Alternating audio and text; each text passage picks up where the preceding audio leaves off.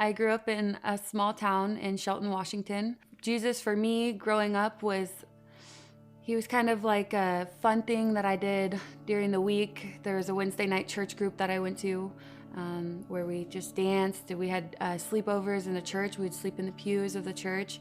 And I just remember Jesus being like fun, church being fun for me as a kid. But I don't think that I really received the Lord.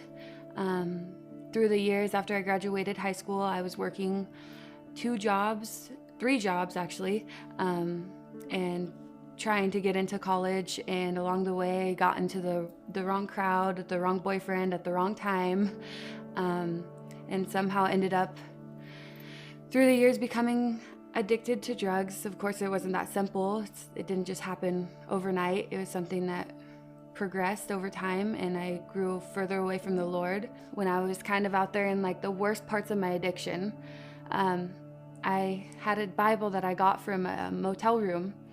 And this Bible, I carried it around and I would read it, and the crew I was hanging out with, the people I was hanging out with, they'd be like, are you really reading that thing? And I'm like, yeah. And they're like, but are you receiving it? I'm like, I think he's receiving it, And I had the choice between bringing that Bible with me and then this big box of, makeup and nails and stuff. And I, of course, chose to bring the fun thing, the materialistic item.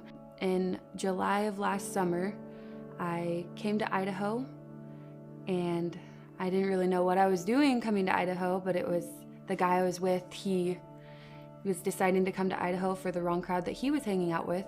And I came here to Idaho, and within 4 hours, and I've never left the state of Washington, I was arrested, and I spent 4 months in jail.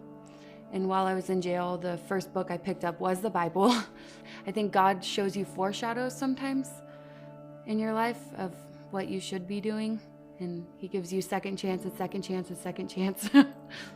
I heard of the New Life program from a lady that was in jail with me, and she said, that program will change your life if you let God let it.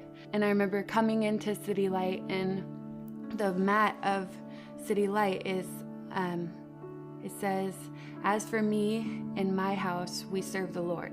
It's a verse in Joshua. And I remember thinking, okay, God, if that's what you want me to hear, I will serve the Lord.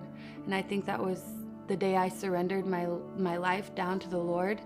And I feel it's a changed moment for me.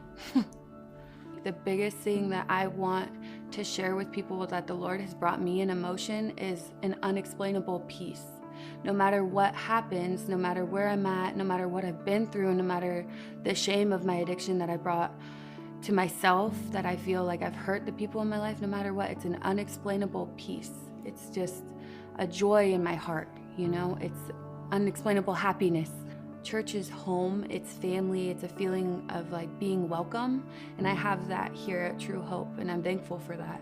But I think that's a big thing that God has planted in me, to find a home, find a church, and to grow my faith there.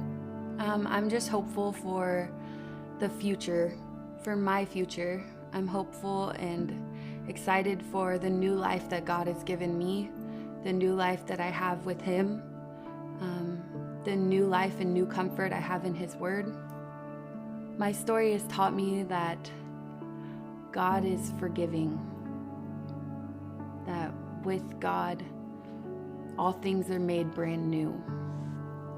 All things are possible with God.